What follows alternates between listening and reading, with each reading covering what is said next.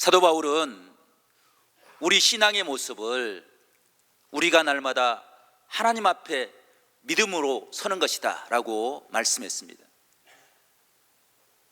우리를 구원하신 하나님, 우리를 치료하시는 하나님, 우리를 어루만지시는 그 하나님 앞에 서는 것, 그것이 믿음의 모습이라는 것입니다. 그 은혜를 만날 때 우리가 얼마나 감격스럽겠습니까? 하지만 우리가 하나님을 믿는다고 하면서도 하나님 앞에 서지 않고 다른 곳에 선다고 한다면 그것은 바른 신앙이라고 할 수 없을 것입니다. 바울이 하나님 앞에 선다라는 고백 안에는 특별한 의미가 숨어 있습니다. 그는 하나님을 유일하신 하나님, 최고의 가치가 되는 하나님이라고 고백하고 있습니다. 하나님은 수단이 아니라 목적이 되는 것입니다. 그것을 사도 바울은 분명하게 우리에게 증거하고 있습니다. 나를 구원하시는 그 하나님의 은혜에 감격하며 하나님을 따라가는 삶, 그것이 믿음의 모습이다 라고 증거합니다. 그래서 로마서 12장 1절에는 이렇게 고백을 합니다. 그러므로 형제들아, 내가 하나님의 모든 자비하심으로 너희를 권하노니 너희 몸을 하나님이 기뻐하시는 거룩한 산 제물로 드리라. 이는 너희가 드릴 영적 예배니라. 아멘. 성도 여러분, 사도 바울은 로마 교회 성도들을 향해서 뜨거운 열정을 가지고 하나님의 복음을 증거했습니다. 로마 교회 성도 여러분, 여러분이 예배를 드릴 때 그 예배가 영적인 예배가 되기를 원합니다. 그 예배를 통해서 살아계신 하나님을 만날 수 있기를 원합니다. 그래서 여러분의 삶이 하나님 앞에 거룩한 산 제물이 되기를 원합니다 라고 증거했습니다. 성도 여러분, 우리가 하나님을 만나고 영적인 예배를 드리면 우리에게 어떤 은혜가 임합니까? 내 삶에 지치고 어려웠던 문제들이 이제는 하나님이 내 삶의 주인 되셔서 그것을 해결해 주시는 영원한 생명의 은혜를 깨닫게 되는 믿음의 자리에 거할 수 있는 것입니다. 그래서 그 은혜를 깨닫고 하나님 앞에 부르는 노래는 그냥 노래가 아니라 찬송이고 내 심령을 하나님 앞에 드리는 거룩한 산 제사가 되는 것입니다.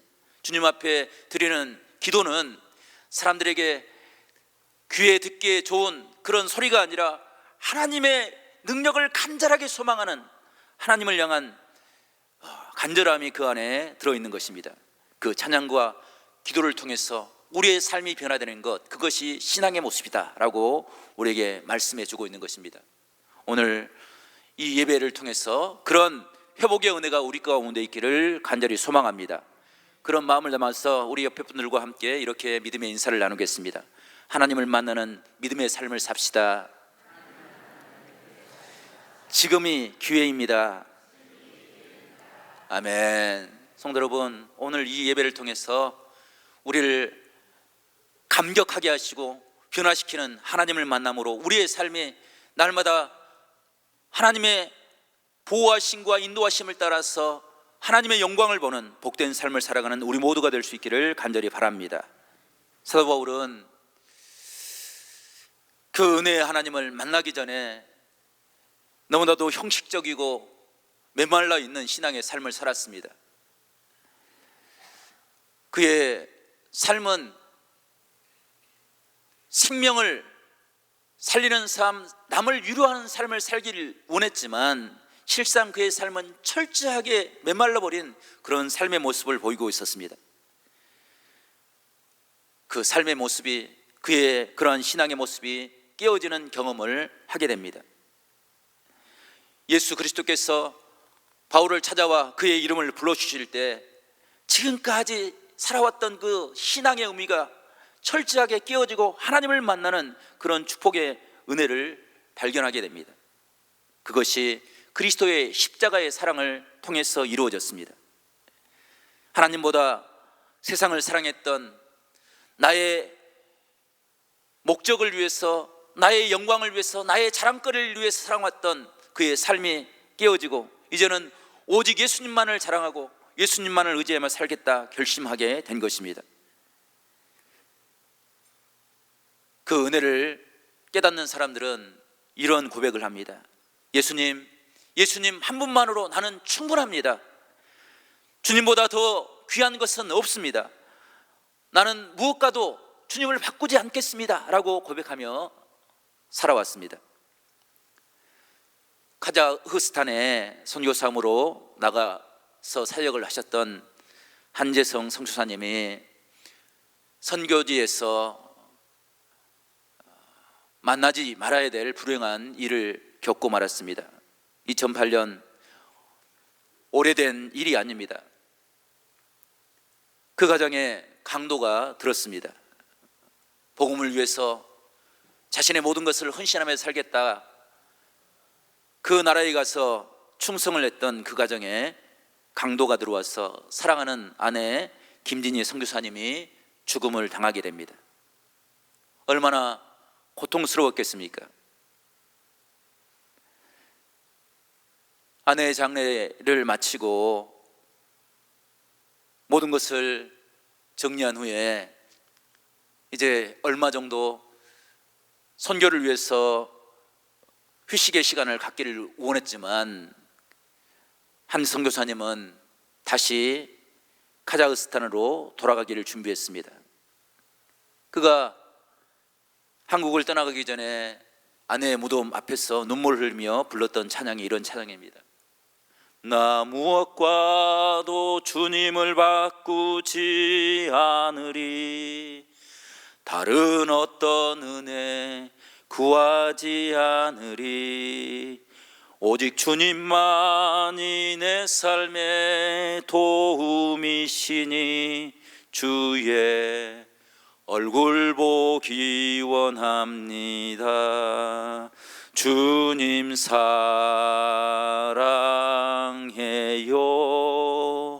온 마음과 정성 다해 하나님의 신실한 친구 되기 원합니다. 아멘.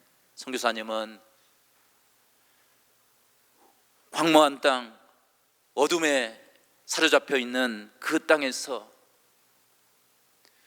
자신의 피를 흘려 순교한 그 아내의 죽음이 헛되지 않기를 바랐습니다.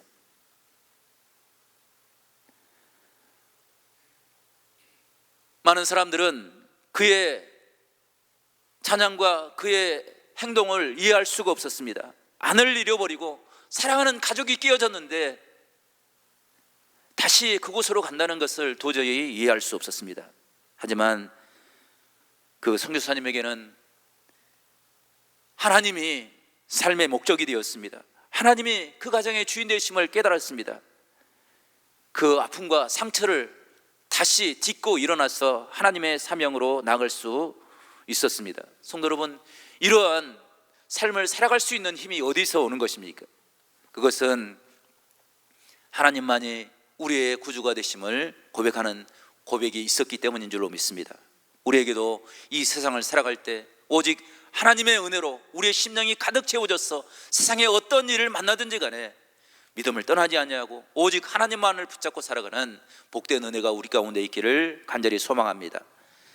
사도 바울이 로마서 2장과 3장을 통해서 심각하게 고민했던 두 가지 주제가 있습니다.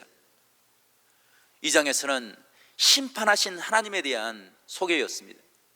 사도 바울이 무엇을 증거하고 있습니까? 사도 바울이 증거한 것은 복음이었습니다. 모든 사람들이 하나님의 사랑으로 심판을 피해서 구원의 자리에 임할 것이다 라고 하나님의 복음을 증거했습니다. 그런데 로마서 2장 12절 말씀 보게 되면 율법이 없는 범죄한 사람은 율법이 없이 망하고 율법이 있는 사람들도 율법으로 말미암아서 심판을 받게 되리라 라고 말씀하고 있습니다. 복음과 심판과 전혀 이해할 수 없는 그런 구조로 사도 바울은 신앙의 모습을 설명하고 있습니다. 또 한 가지 문제는 3장에 드러나는 사람들의 죄악의 모습입니다. 모든 사람들이 하나님의 영광에 이르지 못하였고 그 이유는 죄를 범하였다라고 이야기하고 있습니다. 철저하게 하나님 앞에 설 수 없는 우리들의 모습을 이야기하고 있는 것입니다. 사도 바울이 이렇게 하나님의 심판의 모습과 우리의 죄악된 모습을 이야기하는 것은 그것 때문에 우리가 하나님을 포기하며 살아가라 라고 말씀하는 것이 아닙니다.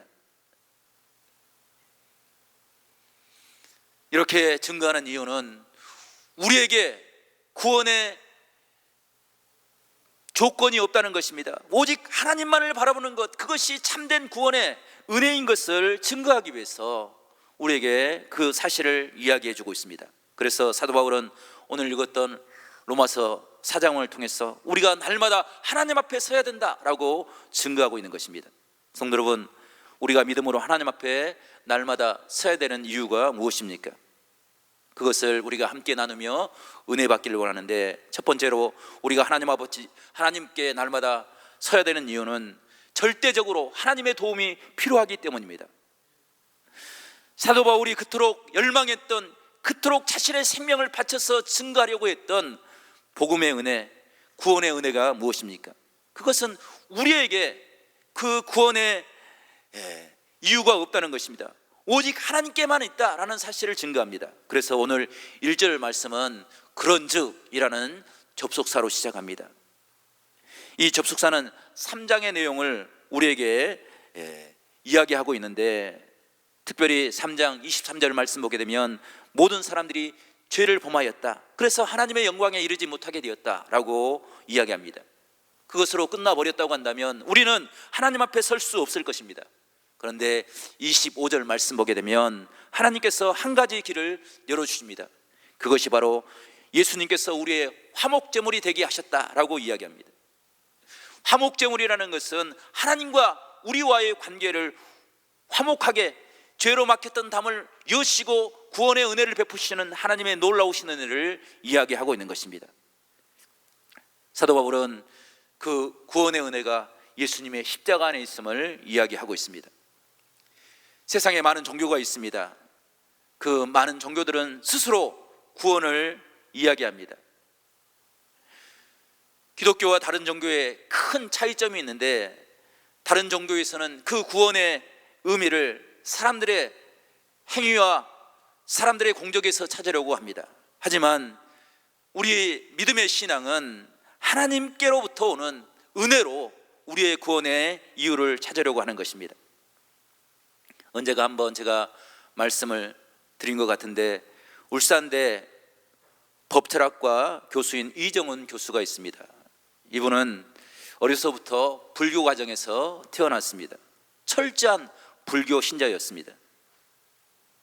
그가 어려서부터 출가를 해서 자신의 존재 의미를 찾으려고 노력했습니다. 그러다가 군대를 가게 됐는데, 그는 군승, 우리로 이야기하면 군종이나 군목과 같은 그 일을 감당하는 군승으로 군대의 일을 복무할 만큼 그렇게 신앙의 진심이었던 사람이었습니다. 그가 오랫동안 자신의 존재에 대해서 물었지만 그 해답을 쉽게 찾을 수가 없었습니다. 그래서 그 자신에 대한 문제를 잠시 내려놓고 사회에 눈을 돌렸습니다. 사회를 어떻게 하면 변화시킬 수 있을까라고 사회를 바라보았습니다. 그리고 그 첫 번째 대상, 바꿔야 될 첫 번째 대상을 기독교로 보았습니다. 예수 믿는 사람들, 그 사람들이 행하는 일들 도대체 이해할 수가 없었습니다. 예수 믿는 사람들은 때마다 모여서 누군가를 향해서 노래를 부르고 아멘을 외치고 심지어는 눈물을 흘리면서까지 기도하는 그 모습이 도저히 이해할 수 없었습니다. 그래서 기독교를 바꾸기 위해서 철저하게 기독교를 공부했습니다. 그는 아침에 일어나면 눈을 뜰 때 맨 처음 성경을 찾아서 읽었습니다. 쉬는 시간마다 방송 설교를 들으면서 기독교를 이해하려고 노력했습니다. 종교개혁을 일으켰던 많은 위인들을 공부했습니다. 칼빈이나 위클리프나 아브라함 카이퍼, 이와 같은 사람들을 공부했습니다.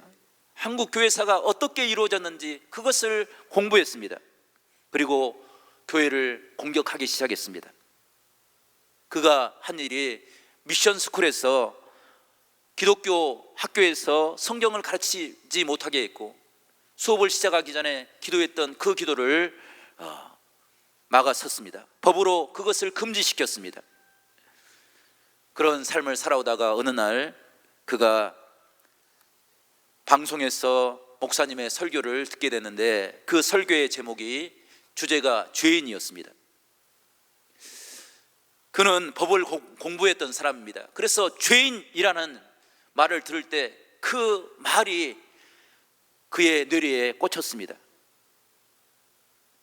그리고 그 순간 무언가 압도하는 힘에 눌려서 그가 바닥에 엎드렸습니다.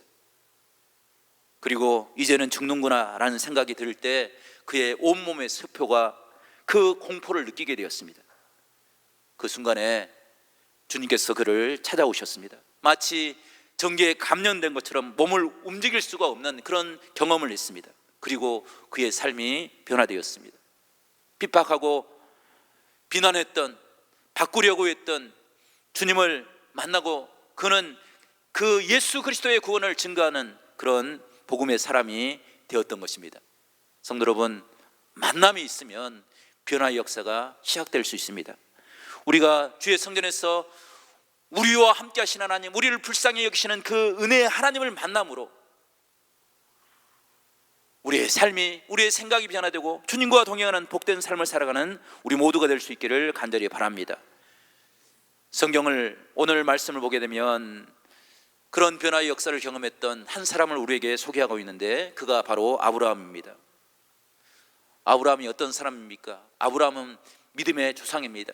완전한 믿음의 삶을 살았던 사람으로 우리가 생각하기가 쉽습니다. 하지만 아브라함의 삶은 결코 그런 삶을 가지지 않았습니다. 그는 우상을 만들고 섬기는 그 가정에서 태어났습니다.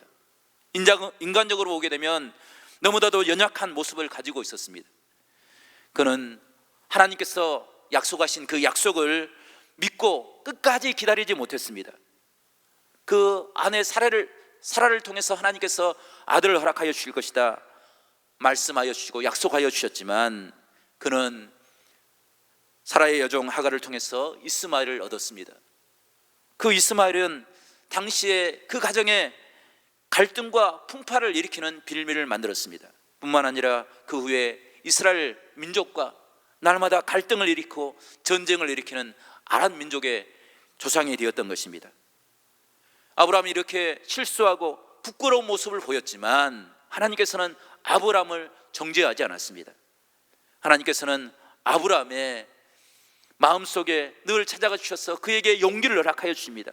그 용기를 가지고 아브라함이 하나님을 믿을 때 하나님께서는 그를 의로운 자라 불러주셨다는 것입니다. 그 말씀이 오늘 3절에 이렇게 기록되어 있는데 3절 말씀을 저와 여러분이 다시 한번 읽어보겠습니다. 3절입니다. 시작. 성경이 무엇을 말하느냐? 아브라함이 하나님을 믿음에 그것이 그에게 의로 여겨진 바 되었느니라. 아멘. 성도 여러분, 아브라함으로 하나님 앞에 설 수 있었던 것은 하나님의 도우시고 인도하시고 하나님께서 그의 마음의 중심을 바라봐 주시고 그를 인정해 주셨기에 그가 아브라함의 신앙의 모습, 모든 믿는 자들에게 신앙의 조상이 되었던 그런 은혜의 자리에 설 수 있었다는 것입니다. 이것이 오늘 성경이 우리에게 말씀해 주는 복음의 핵심인 것입니다. 하나님은 우리를 찾아와 주셔서 우리를 만나 주시고 우리를 도우시고 우리를 인도하시는 은혜의 하나님이다 라고 고백하는 것입니다. 사도 바울도 이 하나님을 철저하게 경험했던 것입니다. 그가 예수 믿는 자들을 핍박하고 신앙을 반대했던 자리에서 주님의 은혜를 깨닫게 될 때 그는 그의 인생이 완전히 변화되었습니다. 자기가 자랑했던 모든 것들을 그것을 가장 부끄러운 모습으로 여겼습니다. 그리고 주님을 만났던 그 놀라우신 은혜와 감격, 복음의 은혜로 평생을 하나님 앞에 헌신하며 충성하는 복된 은혜의 삶을 살게 되었던 것입니다. 이것이 그냥 이루어진 것이 아닙니다. 살아계신 하나님을 만났기에 바울의 번민하고 고민하는 그 문제 가운데 함께 하셔서 그 문제를 해결해 주셨기에 사도 바울이 그런 믿음의 삶을 살 수 있었던 것입니다. 성도 여러분, 우리가 고민하는 삶의 문제, 우리가 염려하는 삶의 문제들 가운데 하나님께서 함께하여 주시기를 간절히 바랍니다. 그 은혜를 통해서 우리의 생각이 변화되고 하나님만을 온전히 의지하며 살아갈 수 있는 복된 귀한 역사가 우리 가운데 이루어질 수 있기를 간절히 소망합니다. 두 번째로 사도 바울이 날마다 하나님 앞에 서야 할 이유는 하나님께서는 우리의 부족한 것을 가려주시는 하나님이다라는 사실을 깨달았기 때문입니다. 하나님은 우리의 허물을 들춰내시는 분이 아닙니다. 우리의 허물을 가려주시고 우리를 하나님의 자녀로 하나님의 사람으로 세우시기 위해서 놀라우신 은혜를 우리에게 베푸시는 은혜의 하나님이신 것입니다. 우리가 세상을 살다 보면 어떤 사람들은 여러 가지 이유와 명분을 가지고 다른 사람의 연약한 모습을 들춰내고 그를 비난하고 정죄합니다. 여러 가지 이유와 명분이 있지만 허물을 들춰진 그 사람은 그 들춰짐이 결코 그에게 도움이 되지 못합니다. 오히려 그것이 큰 아픔과 상처가 되는 것을 보게 됩니다. 진정한 사랑은 들춰내는 것이 아니라 감싸주고 이해해주고 덮어주는 것입니다. 그래서 베드로 사도는 베드로전서 4장 8절 말씀에 이렇게 교훈합니다. 무엇보다도 뜨겁게 사랑할지니 사랑은 허다한 죄를 덮느니라. 아멘. 성도 여러분, 하나님의 사랑이 무엇이냐? 그 사랑을 모든 것을 허물을 덮어주는 것이다 라고 이야기합니다. 뿐만 아니라 지혜의 사람 솔로몬은 잠언 17장 9절에 이렇게 이야기합니다. 허물을 덮어주는 자는 사랑을 구하는 자요 그것을 거듭 말하는 자는 친한 벗을 이갈하는 자니라. 아멘. 성도 여러분, 아무리 친한 사람이라 할지라도 거듭 그의 허물과 상처들을 들춰내는 것은 그에게 아픔을 가져다 주는 것이라는 것입니다. 혹시 여러분 주변에 사랑한다고 위해준다고 말하면서 자꾸 허물을 들춰내는 사람이 있다고 한다면 그런 사람은 경계하시고 멀리하시기 바랍니다. 왜냐하면 그것으로 인해서 마음에 큰 상처를 받을 수 있기 때문입니다. 또한 혹시 주변에 내가 실수해도 잘못해도 들추지 않고 그것을 위로해주고 용기를 주는 사람이 있다고 한다면 그 사람의 위로로 인해서 그 사람의 응원으로 인해서 새로운 삶을 살기 위해서 결단하는 그런 은혜가 있기를 바랍니다. 그 사람의 사랑이 헛되지 않도록 우리가 함께 노력하는 그런 믿음의 삶을 살아갈 수 있기를 간절히 바랍니다. 오늘 말씀을 보면 다윗이라는 인물이 위대한 사람으로 서기 위해서 하나님께서 베푸신 놀라운 은혜를 이렇게 우리에게 전해줍니다. 6장 6절 하반절과 7절을 보게 되면 다윗이 말한 바 불법이 사함을 받고 죄가 가려짐을 받는 사람은 복이 있고. 아멘. 성도 여러분, 다윗이 많은 사람들에게 하나님의 은혜를 증거합니다. 불법이 사함을 받는 것, 그리고 죄가 하나님 앞에 가려지는 것, 그 은혜를 받는 사람은 복된 사람입니다 라고 이야기합니다. 왜냐하면 다윗이 그런 경험을 했기 때문이에요. 다윗이 생활했던 그 시대는 너무나도 혼란스러웠던 시대입니다. 사무엘이 하나님의 복음을 증거했던 시대, 사울이 왕이 되어서 많은 사람들에게 혼란을 겪게 했던 시대, 그런 시대에 다윗이 생활했습니다. 그리고 그 시대를 이겨내고 다윗이 왕이 되었습니다. 그 시대에 하나님께서 요구했던 것은 완벽한 삶의 모습이 아니었습니다. 하나님의 도우심을 간구하는 것입니다. 우리의 부족함과 우리 어리석음을 하나님 앞에 내려놓고 하나님의 은혜를 구하는 것, 그것이 하나님이 원하시는 삶의 모습이었습니다. 그런데 사울은 자신의 삶을 완벽하게 살기 위해서 하나님의 은혜를 구하지 않았습니다. 오히려 자신의 의를 드러내려고 했을 때 그는 넘어지고 시험에 빠지는 그런 어려움을 겪게 되었습니다. 다윗이 왕이 되었을 때 다윗에게도 수많은 갈등의 모습과 여러 가지 어려움의 모습이 있었습니다. 하지만 다윗은 그것 때문에 절망하거나 좌절하지 않았습니다. 하나님 앞에 서기 위해서 노력했습니다. 성도 여러분, 다윗을 보십시오. 다윗이 어려서부터 성군이 될 만한 자질을 가지고 있는 그런 인물이 아니었습니다. 그는 왕이 되어서조차 잔인한 죄를 범하였습니다. 어리석은 삶을 살았습니다. 그것 때문에 노년에 많은 사람들에게 인정받지 못하고 대적을 받는 그런 어려움을 겪었습니다. 그 아들들조차도 다윗을 대적하고 배신을 하였습니다. 그때 다윗이 행한 것은 사람을 찾는 것이 아니었습니다. 다윗의 힘을 키워서 보복하는 것이 아니었습니다. 하나님을 찾아 하나님의 은혜를 구하였습니다. 그것이 아슬아슬한 인생을 살아왔던 다윗을 일으키는 하나님의 능력이 되었던 것입니다.